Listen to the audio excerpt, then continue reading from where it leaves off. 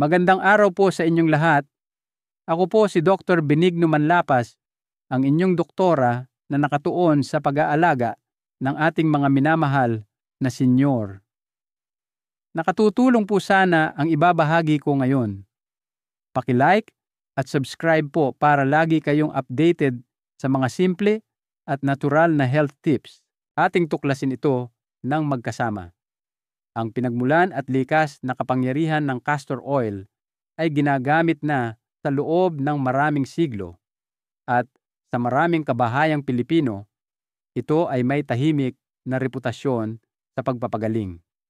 Ang gintong langis na ito ay nagmumula sa mga buto ng halamang castor at ang lakas nito ay nakasalalay sa isang fatty acid na tinatawag na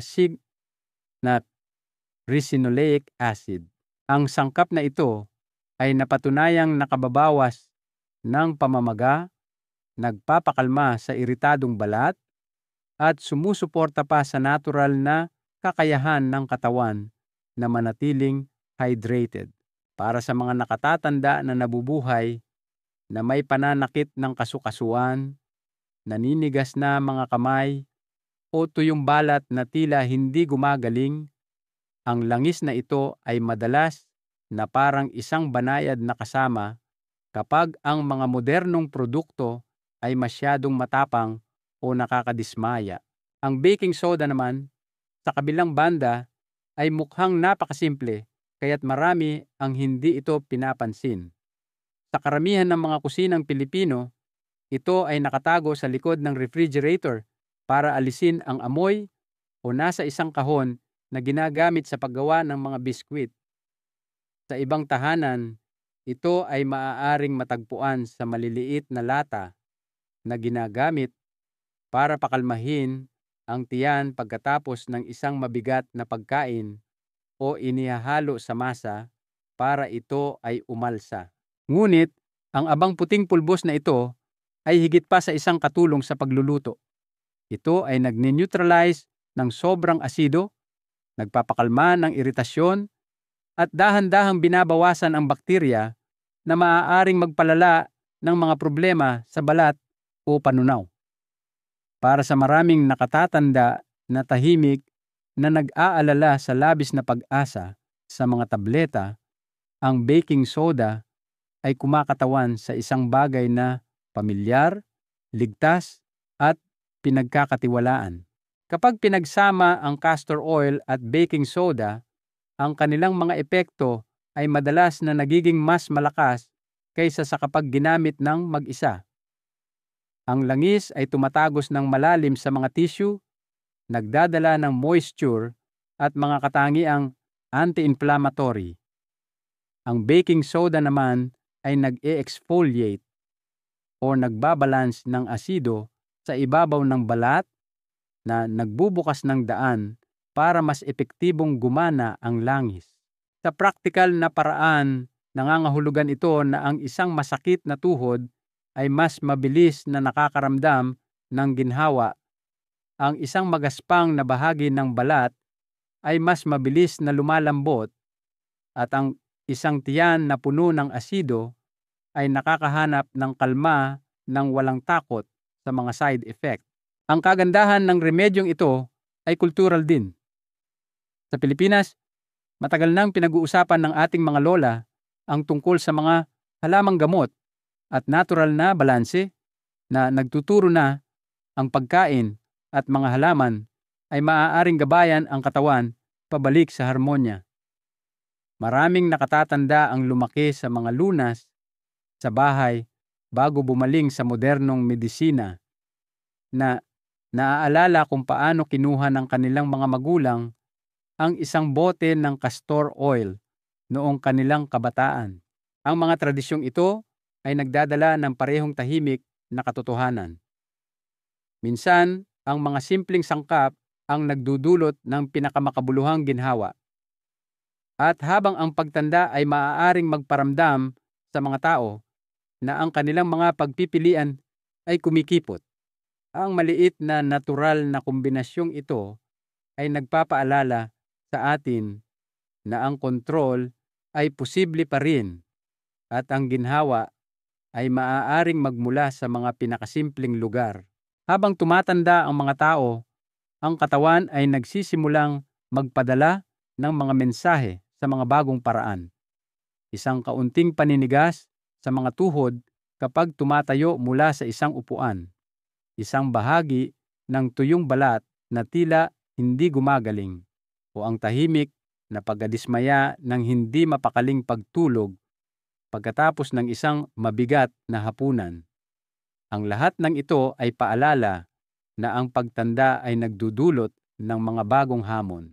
Para sa mga senior sa Pilipinas, ang mga alalahaning ito ay madalas na tahimik na nananatili sa likuran. Marami ang bumabaling sa mamahaling mga cream, hindi mabilang na mga tableta o madalas na pagbisita sa doktor. Ngunit ang ginhawa ay madalas na pansamantala lamang. Ngunit minsan ang sagot ay simple lang. Nagpapahinga sa loob ng kabinet sa kusina. Ang castor oil at baking soda, dalawang abang gamit sa bahay, ay pinagkakatiwalaan na sa loob ng maraming henerasyon. Kapag pinagsama, lumilikha sila ng isang natural na halo na maaaring suportahan ang katawan sa pagpapaginhawa sa nimbinsin na karaniwang isyu sa kalusugan na araw-araw na gumugulo sa mga nakatatanda. Tuyong balat at pagkawala ng moisture. Habang tumatanda ang balat, ito ay numinipis at nawawala ng natural na langis. Sa malamig na klima ng Baguio, ang hangin ay nagpapatuyo sa balat at nag-iiwan itong basag at makati. Sa mainit na panahon naman sa Tuguegarao, madalas na pareho ang problema. Ang castor oil ay nagsisilbing proteksyon, humihila ng moisture papasok sa balat at ikinukulong ito sa loob. Ang baking soda, kapag maingat na ginamit, ay tumutulong na alisin ang mga patay na balat upang mas malalim na maabot ng langis. Isipin na lang ang isang lola sa Baguio na minamasahe ang halo na ito sa kanyang mga kamay gabi-gabi. O isang lolo sa Iloilo na ipinapahid ito sa kanyang mga siko. Sa loob ng ilang linggo, pareho nilang mapapansin ang mas malambot at mas nababanat na balat. Maaaring patuyuin ng edad ang katawan, ngunit sa palagiang pag-aalaga, bumabalik ang ginhawa. 2. Mga peklat at stretch marks. Ang mga peklat ay nagsasalaysay ng kwento ng buhay, ngunit marami ang nagnanais na sana'y hindi gaanong halata ang mga ito. Isang peklat mula sa C-section, ang marka ng isang operasyon o mga stretch marks pagkatapos ng pagbubuntis ay maaaring magdulot ng tahimik na pagkadismaya. Ang castor oil ay naghihikayat ng produksyon ng collagen na tumutulong sa balat na ayusin ang sarili, habang ang baking soda ay dahan-dahang nag-e-exfoliate na naghihikayat sa mga bagong selula na palitan ang mas lumang peklat. Maraming lola ang madalas na nagre-rekomenda ng masahe ng castor oil para sa mga bagong ina. Kapag ginagamit araw-araw, pinapalambot ng halo na ito ang mga marka at pinapagaan ang kanilang itsura. Maaaring hindi nito mabura ang kasaysayan, ngunit nakakatulong ito na maramdaman ng balat na bago at inaalagaan. 3. Acne at mamantikang balat. Ang acne ay hindi lamang para sa mga bata. Kahit ang mga senior ay nakakaranas ng mga breakout, lalo na kapag ang stress o mga gamot ay nakakagambala sa katawan. Ang castor oil ay naglalaman ng mga fatty acid na nagbabalanse ng natural na langis at mayroon din itong antimicrobial power para labanan ang bakterya. Ang baking soda naman ay naglilinis ng mga pores at binabawasan ang mga blackheads. Isang retiradong guro sa Maynila ang nag-akalang masyado na siyang matanda para sa mga tagihawat, ngunit nagpatuloy ang mga ito hanggang sa sinubukan niya ang halo na ito. Isang lola sa mahalumigmig na Cebu ang nakahanap ng parehong ginhawa Nang maramdaman niyang mamantika ang kanyang balat, ang halo ay nagbibigay ng banayad na suporta, hindi tulad ng mga matatapang na kemikal na panlinis na maaaring makairita sa sensitibong balat ng mga tumatanda. Poro, hindi pantay na kulay ng balat at mga dark spots. Ang mga taon ng pagkabilad sa araw o dating pamamaga ay madalas na nagiiwan ng mga patsi-patsing hindi pantay na kulay. Ang mga dark spots na ito ay maaaring hindi mapanganib, ngunit pinaparamdam nito sa maraming senior na mas matanda sila kaysa sa kanilang edad. Ang castor oil ay malalim na pasnamana nagpapalusog sa balat, habang ang baking soda ay tumutulong na magpaliwanag sa pamamagitan ng pag-aalis ng mga mapurol na panlabas na layer. Kapag inilapat 2 o 3 beses sa isang linggo, dahan-dahang binabawasan ng halo ang itsura ng mga spot. Isang magsasaka mula Batangas na gumugol ng dekada sa labas ay napansin na mas naging pantay ang kanyang balat. Isang nakatatanda sa Pampanga na may pigmentation pagkatapos ng mga pantal ay nagulat din ng unti-unting pagbuti.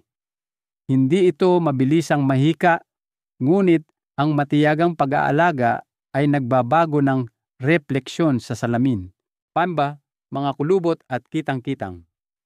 Pagtanda, ang mga kulubot ay natural na dumarating sa pagtanda. Ngunit para sa maraming nakatatanda, ito ay nagsisilbing araw-araw na paalala ng oras na lumilipas ng mas mabilis kaysa sa gusto nila, habang ang mga linya sa mukha ay nagsasalaysay ng mga kwento ng tawanan, hirap, at karunungan. Ang pagkatuyo at paninikip na madalas nakasama nito ay maaaring maging hindi komportable.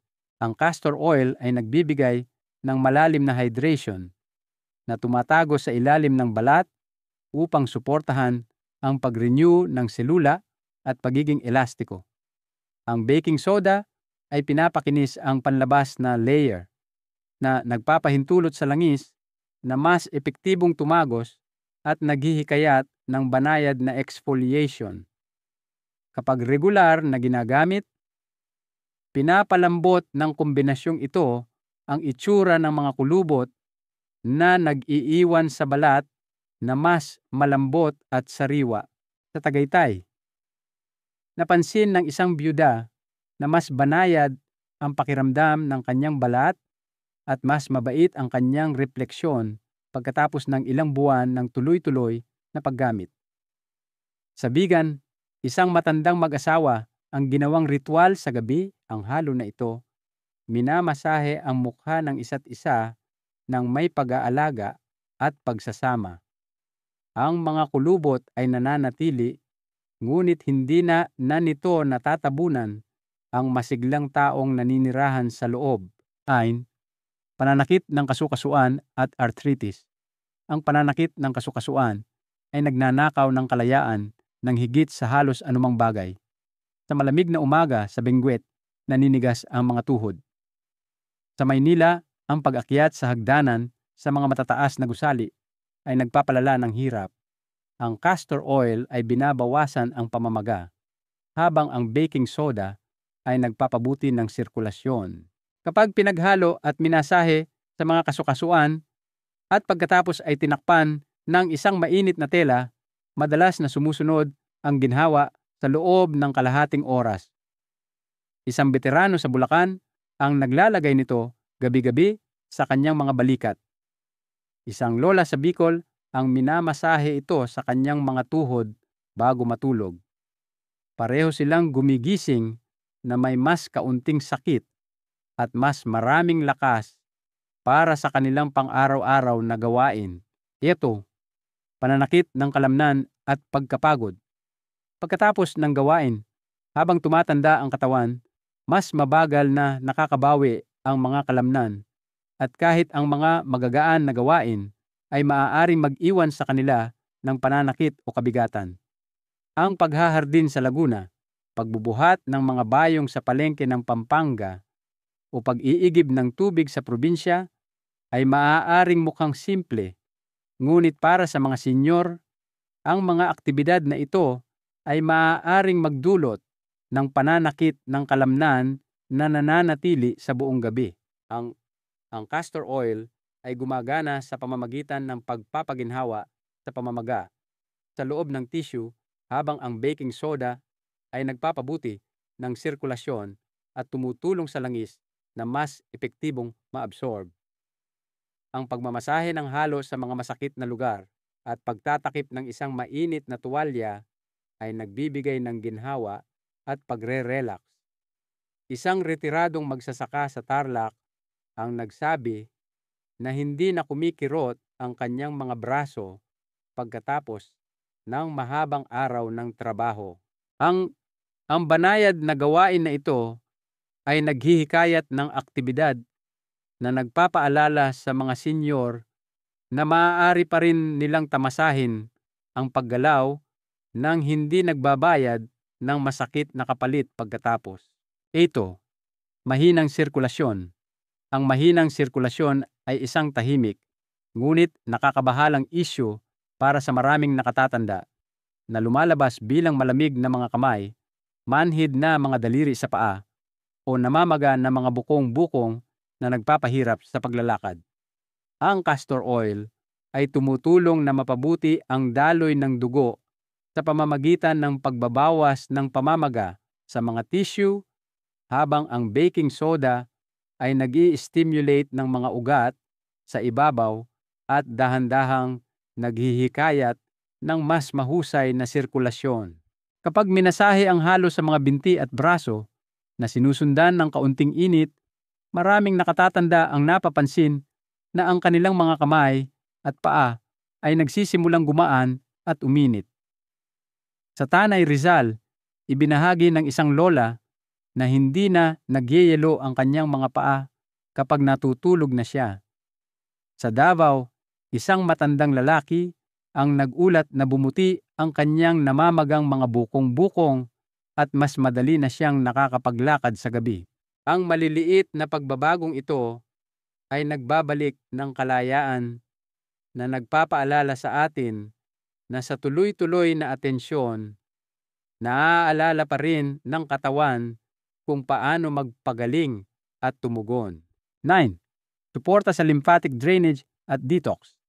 Ang lymphatic system ay tahimik na gumagana bilang network ng paglilinis at depensa ng katawan na nagpapagalaw ng likido sa maliliit na channel upang alisin ang dumi at suportahan ang immunity. Sa pagtanda, ang sistemang ito ay madalas na bumabagal, na nag-iiwan sa maraming senior na may namamaga na mga bukong-bukong, mabibigat na binti, o isang palaging pakiramdam ng pagkapagod. Ang castor oil ay maaaring dahan-dahang mag-stimulate ng paggalaw ng lymph sa pamamagitan ng pagpapalambot ng mga tissue at paghihikayat ng sirkulasyon, habang ang baking soda ay tumutulong na balansehin ang pH na lumilikha ng isang mas paborableng kapaligiran para sa detox. Ang paglalagay ng halo sa mga lugar kung saan puro ang mga lymph nodes tulad ng leeg, kilikili o singit ay maaaring maghikayat ng mas maayos na drainage. Sa Palawan, isang babae na nahihirapan sa paulit-ulit na pamamaga sa kanyang mga binti ang nakaranas ng ginhawa matapos gawing bahagi ng kanyang lingguhang gawain ang praktikang ito. Sa isang probinsya sa Visayas, ibinahagi ng isang nakatatanda na nabawasan ang pamamaga sa ilalim ng kanyang mga braso sa tuloy-tuloy na paggamit. Ang pag-unlad ay maaaring hindi agad-agad, ngunit sa paglipas ng panahon, ibinubulong ng katawan ang pasasalamat nito na nagpapaalala sa atin na ang maliliit na hakbang ay maaaring maibalik ang balanse. 10. Impeksyong fungal, alipunga, buni, at TBP. Ang mga impeksyong fungal tulad ng alipunga, fungus sa kuko, o makating mga patse ay makulit at madalas na nakakahiya. Ang castor oil at baking soda na pinagsama ay sinisira ang mga pader ng fungi na nagpapahirap sa kanilang pagkalat. Ang paglalagay ng halo 2 beses sa isang araw at pagbanlaw pagkatapos ng 20 minuto ay dahan-dahang lumalaban sa mga impeksyon. Isang nakatatanda sa isang baybaying bayan sa Zambales na pagod na sa magagastos na antifungal creams ang natuklasan na mas epektibo ang opsyong ito. Isang lolo sa Bacolod ang nagsabi na ang kanyang paulit-ulit na fungus sa kuko ay sa wakas ay nagsimulang maglaho. Ang maliliit na tagumpay na tulad nito ay nagdudulot ng tunay na ginhawa. 11. Kagat ng insekto at bahagyang allergic reactions. Ang maliliit na kagat at tusok ay maaaring hindi mapanganib, ngunit para sa mga nakatatanda, maaari itong magdulot ng matagal na discomfort, hindi mapakaling gabi o kahit kahihiyan kapag nagkakamot sa publiko. Sa Pilipinas, ang mga lamok ay nakakagambala sa mainit na gabi ng tag-araw, habang ang mga langgam at iba pang insekto ay ginagawang hindi gaanong kasiyasya ang paghahardin o mga picnic. Ang castor oil ay nagpapakalma ng pamamaga, habang ang baking soda ay nagni-neutralize ng mga asido na nag-uudyok ng pangangati at iritasyon. Ang paglalagay ng kaunting halo ng direkta sa apektadong lugar ay madalas na nagdudulot ng ginhawa sa loob ng ilang minuto, na nagbibigay sa mga senyor ng kumpiyansa na kaya nilang pamahalaan ang mga menor de edad na problema ng mag-isa. Isang retirado sa Nueva Ecija ang nag-iingat ng isang maliit na garapon na handa para sa mga picnic ng pamilya. Sa Bicol, isang lola ang regular na naglalagay nito tuwing gabi na maraming lamok at nagkakaroon ng mahimbing na pahinga. Ang maliliit na gawaing ito ng pag-aalaga sa sarili ay nagdudulot ng ginhawa at kalayaan. 12 kulsyo, dakin sandatov, mga problema sa panunaw at constipation habang tumatanda ang katawan. Ang panunaw ay natural na bumabagal at maraming senior ang napapansin na kahit ang mga pamilyar na pagkain ay maaaring mag-iwan sa kanila ng pakiramdam ng kabigatan o hindi mapakali sa gabi. Ang malalaking hapunan ay maaaring mag-trigger ng bloating, hindi komportabling kabag, o acid reflux na nakakaistorbo sa pagtulog. Ang castor oil na matagal nang kilala bilang isang banayad na pampagalaw ng bituka ay maaaring maghikayat ng pagdumi, habang ang baking soda ay gumagana upang in-neutralize ang labis na asido sa tiyan at pagaanin ang heartburn. Dahil ang panloob na paggamit ng castor oil ay dapat laging may gabay ng doktor, mas gusto ng maraming nakatatanda ang mas ligtas na topical na paraan. Ang dahan-dahang pagmamasahe ng halo sa tiyan at paglalagay ng isang mainit na tela sa ibabaw nito ay nakakatulong na i-relax ang mga kalamnan, bawasan ang bloating at magdala ng kalma sa tiyan. Isang nakatatanda sa Quezon na nakikipaglaban sa gabi-gabing indigestion ay sa wakas ay nakatulog ng mahimbing matapos idagdag ang praktikang ito. Sa Cagayan de Oro, sinabi ng isang matandang lalaki na ang bloating na dinadala niya sa loob ng maraming taon ay gumaan sa tuloy-tuloy na masahe. 13. Mahina o numinipis na buhok. Ang pagnipis ng buhok ay isa sa mga pinakakaraniwang alalahanin para sa mga nakatatanda at madalas itong nagdadala ng emosyonal na bigat na higit pa sa itsura. Ang castor oil ay nagbibigay ng malalim na nutrisyon sa anit na nag-stimulate sa mga follicle gamit ang mayaman nitong fatty acids, habang ang baking soda ay dahan-dahang naglilinis ng labis na langis at patay na balat na humaharang sa paglago. Ang pagmamasahe ng halo na ito sa anit 1 beses sa 1 linggo ay hindi lamang sumusuporta sa mas malusog at mas malakas na buhok, kundi nagpapabuti rin ng sirkulasyon na nag-iiwan sa anit na sariwa. Isang lola sa Makati ang napansin ang mas makapal na hairline, habang isang retiradong guro sa Iloilo ang muling nagkaroon ng kumpiyansa sa kanyang mas malakas na buhok. 14. Balakubak at makating anit. Ang balakubak ay maaaring nakakadismaya sa anumang edad, nag-iiwan ng mga kaliskis sa damit, at patuloy na pangangati na nakakagambala sa ginhawa. Ang castor oil ay malalim na nagmo-moisturize sa anit, nagpapanumbalik ng balance, habang ang baking soda ay dahan-dahang nag-e-exfoliate, inaalis ang mga patay na selula at binabawasan ang build-up na nagpapalala ng balakubak.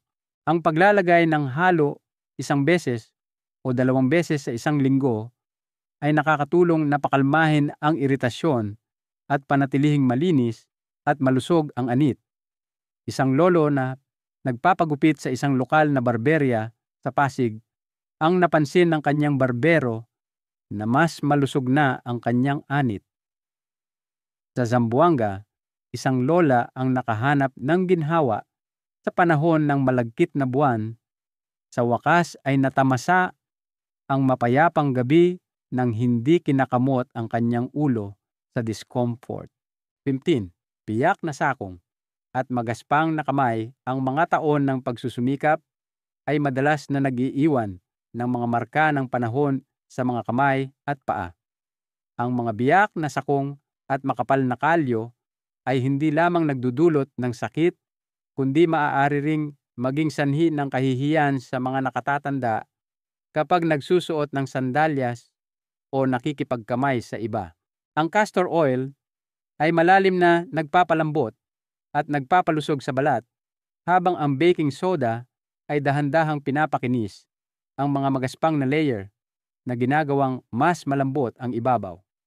Ang pagmamasahe ng halo at pagkatapos ay pagbababad sa maligamgam na tubig ay parang isang simpleng spa treatment sa bahay.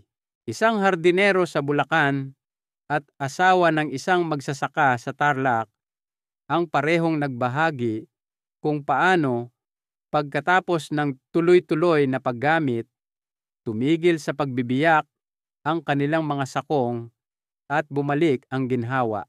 16. Mahina at marupok na mga kuko. Habang tayo ay tumatanda, ang mga kuko ay madalas na nawawalan ng lakas, nagiging manipis, marupok, at mas madaling magbalat o mabali sa mga pang-araw-araw na gawain. Ang castor oil ay nagpapalusog sa nail bed gamit ang mahahalagang fatty acids na nagtataguyod ng paglago at pagiging flexible, habang ang baking soda ay dahan-dahang naglilinis ng mga cuticle at pinapanatili silang malusog. Sa pamamagitan ng pagmamasahe ng kaunting halo sa mga kuko at cuticle, ilang beses sa isang linggo, unti-unting maibabalik ng mga senior ang tibay at kintab.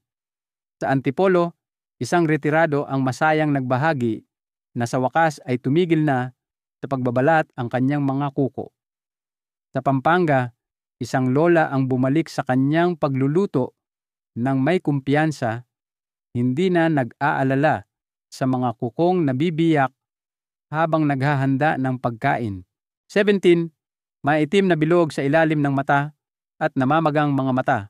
Ang maitim na bilog at pamamaga sa paligid ng mga mata ay karaniwan sa pagtanda, madalas na nauugnay sa kakulangan sa tulog, stress, o pagnipis ng balat sa paligid ng mga mata.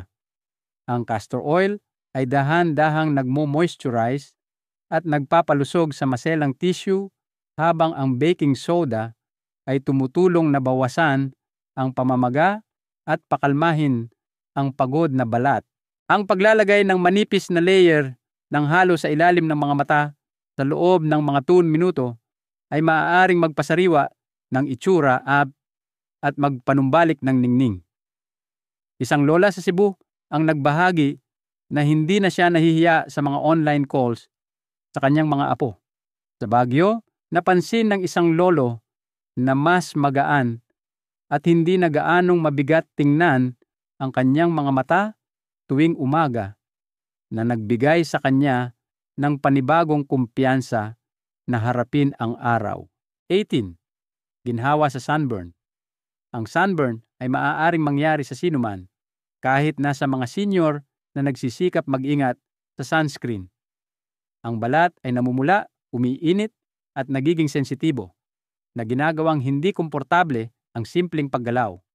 Ang castor oil ay tumutulong na ayusin ang nasirang tissue sa pamamagitan ng malalim na pag-moisturize at pagsuporta sa natural na paggaling, habang ang baking soda ay nagpapalamig sa paso at binabawasan ang iritasyon. Ang dahan-dahang paglalagay ng halo sa loob ng 15 na minuto bawat araw ay nakakatulong na pakalmahin ang sakit at pabilisin ang paggaling. Isang mag-asawa sa La Union ang nakahanap ng mabilis na ginhawa pagkatapos ng isang maaraw na paglalakad kasama ang kanilang mga apo. Isang deboto sa Cebu ang nagpaginhawa sa discomfort mula sa mga pagbisita sa simbahan sa ilalim ng matinding sikat ng araw. Ang naibalik na ginhawa ay nagpapahintulot sa mga nakatatanda na muling tamasahin ang buhay sa labas. 19. Baradong sinus. Ang baradong sinus ay nakakaistorbo sa pahinga at nagiiwan ng pakiramdam ng kabigatan sa ulo. Ang castor oil at baking soda na minamasahe sa paligid ng ilong at noo ay nakakabawas ng pamamaga. Ang isang mainit na tela pagkatapos ay nagpapabuti ng drainage. Isang lolo sa Tagaytay ang umaasa dito tuwing malamig at mahilumigmig na panahon. Isang lola sa Metro Manila ang nakahanap ng ginhawa sa mga maalikabok na buwan. Ang malayang paghinga ay parang pagbawi sa kapayapaan at ginhawa. Ang 90s na issue ay maaaring mukhang napakarami. Ngunit ang parehong dalawang sangkap ay sumuporta sa ginhawa para sa bawat isa. Ang castor oil at baking soda ay hindi maaaring palitan ang mga doktor o gamot, ngunit nananatili silang mga kaalyado. Banayad, mura, at laging available. Nagdadala sila ng karunungan na ipinasa sa pamamagitan ng ating mga ninuno at mga lunas sa bahay sa Pilipinas.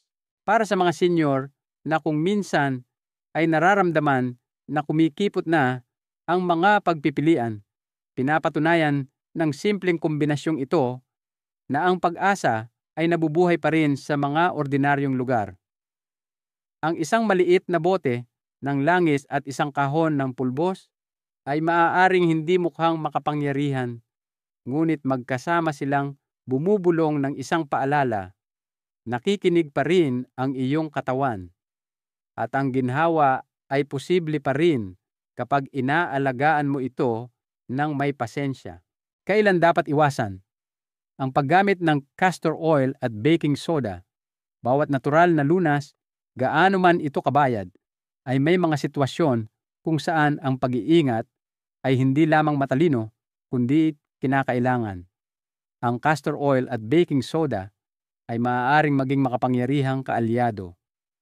Ngunit, may mga pagkakataon na ang mga nakatatanda ay dapat munang mag-isip ng mabuti bago gamitin ang mga ito. Ang sensitibong balat ay isa sa mga pinakakaraniwang dahilan. Habang tayo ay tumatanda, ang balat ay nagiging mas manipis, mas marupok, at kung minsan ay reaktibo kahit sa mga banayad na sangkap. Kung ang iyong balat ay madaling masunog o mangati sa mga bagong produkto, isang patch test sa isang maliit na bahagi ng braso o binti ay isang ligtas na unang hakbang. Para sa isang naninirahan sa malamig na kabundukan ng Cordillera na may tuyong balat sa taglamig, o isang nakatatanda sa General Santos na may balat na laging nasisikatan ng araw, ang paglaktaw sa hakbang na ito ay maaaring mga hulugan ng ilang araw ng iritasyon sa halip na ginhawa. Isa pang mahalagang pag-iingat ay ang mga bukas na sugat o sariwang hiwa. Ang castor oil ay malalim na tumatagos at ang baking soda ay maaaring makahabdi sa sariwang laman. Ang paglalagay ng halo sa sirang balat ay maaaring magpabagal sa paggaling sa halip na makatulong dito. Ibinahagi minsan ng isang retiradong hardinero sa Batangas kung paano niya natutunan ang aral na ito matapos ipahid ang halo sa isang nagasgas na tuhod. Ang discomfort ay nagpaalala sa kanya na mahalaga ang tamang panahon at ang pagiging natural ay hindi laging nangangahulugang hindi nakakapinsala. Ang mga allergy ay isa ring tunay na alalahanin. Habang maraming tao ang kayang tiisin ang parehong sangkap, ang ilan ay maaaring mag-react ng malakas. Kung alam mong mayroon kang kasaysayan ng pagiging sensitibo sa castor oil o kahit na bahagyang reaksyon sa baking soda sa toothpaste, mas mabuting iwasan na lang ang lunas na ito. Ang pakikinig sa mga senyales ng iyong katawan ay mas mahalaga kaysa sa pagsunod sa anumang gawain. Espesyal na pag-iingat din ang ipinapayo para sa mga babaeng buntis o nagpapasuso. Ang castor oil ay tradisyonal na naiugnay sa pag-stimulate ng mga contraction. At habang maliit lang ang dami na ginagamit sa mga topical na lunas, pinakaligtas pa ring kumonsulta sa isang doktor. Pinapaalalahanan ng mga doktor ang mga pasyente na ang bawat desisyon sa panahon ng pagbubuntis ay dapat pag-isipan. Ang tila simpleng lunas sa bahay ay maaaring may dalang mga nakatagong panganib para sa ina at anak. Pinakamahalaga, dapat tandaan ng mga senior na ang halo na ito ay isang suportang hakbang, hindi kapalit ng medikal na pangangalaga. Maaari nitong pagaanin ang discomfort, paginhawahin ang balat o pakalmahin ang mga kasukasuan, ngunit hindi nito maaaring palitan ang mga iniresetang gamot o medikal na superbisyon. Isang balanseng diskarte ang susi.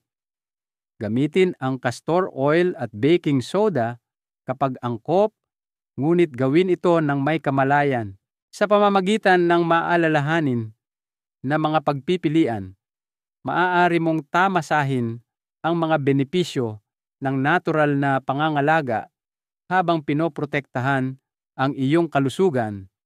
Hawak ang kontrol sa iyong sariling mga kamay at tinitiyak ang kapayapaan ng isip para sa mga darating na araw.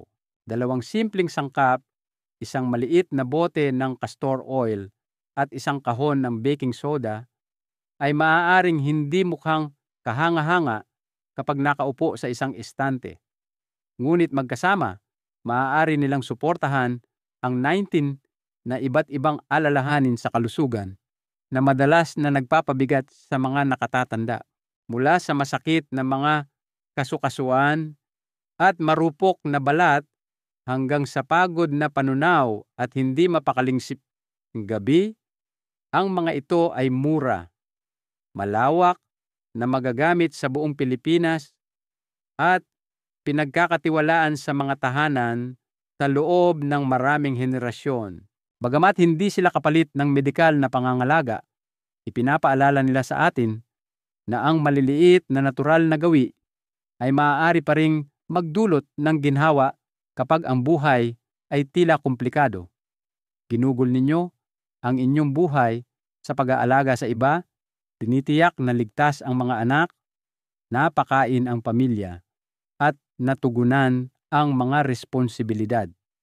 Ngayon na ang panahon upang hayaan ang isang simpleng bagay na mag-alaga sa inyo. Isang banayad na masahe sa naninigas na mga tuhod. Isang nakapapawing pagpahid para sa mga biyak na sakong. O isang nakakakalmang treatment para sa pagod na mga mata. Ang mga sandaling ito ay hindi lamang mga lunas. Ang mga ito ay mga gawa ng paggalang sa sarili. Para sa maraming senior, ang pinakamalaking pagsubok ay hindi ang sakit mismo, kundi ang tahimik natakot na mawala ng kalayaan. Ang natural na gawi na ito ay nag-aalok ng katiyakan na ang kontrol ay abot kamay pa rin. Hinihikayat ko kayong subukan ang halo na ito sa loob ng 7 araw. Pumili ng isang bahagi na inaalala ninyo, marahil isang masakit na kasukasuan, tuyong balat, o isang hindi pantay na patse, at gamitin ang halo araw-araw. Bigyang pansin kung paano tumutugon ang inyong katawan. Isulat ang maliliit na pagbabago at ibahagi ang inyong karanasan sa pamilya. Isang lolo ang buong pagmamalaking ipinakita sa kanyang mga apo kung paano lumambot ang kanyang mga kamay. Isang lola ang tumawa nang mapansin niyang hindi na gaanong masakit ang kanyang mga tuhod habang nagdarasal. Ito ang mga tahimik na tagumpay na mahalaga. Bago kayo umalis, nais kong marinig mula sa inyo. Saan po kayo nanonood ng video na ito? Anong hamon sa kalusugan ang pinakagusto ninyong mapabuti? Pakishare po sa mga komento sa ibaba. At kung kayo po ay nakaramdam ng pag-asa ngayon, pakitype ang salitang pag-asa. Ang inyong boses ay maaaring magbigay ng lakas ng loob sa iba na tahimik na nanonood. At kung nakatulong po sa inyo ang mensaheng ito, pakitandaan pong i-like ang video na ito, mag-subscribe sa channel, at i-click ang bell para hindi ninyo makaligtaan ang mga susunod na tips. Sama-sama, maaari tayong lumikha ng isang komunidad ng mga nakatatanda na yumayakap sa maliliit na gawi na nagdudulot ng pangmatagalang ginhawa, dignidad, at lakas. Ang inyong paglalakbay tungo sa mas banayad na kalusugan ay nagsisimula ngayon sa isang bagay na kasing simple ng castor oil at baking soda.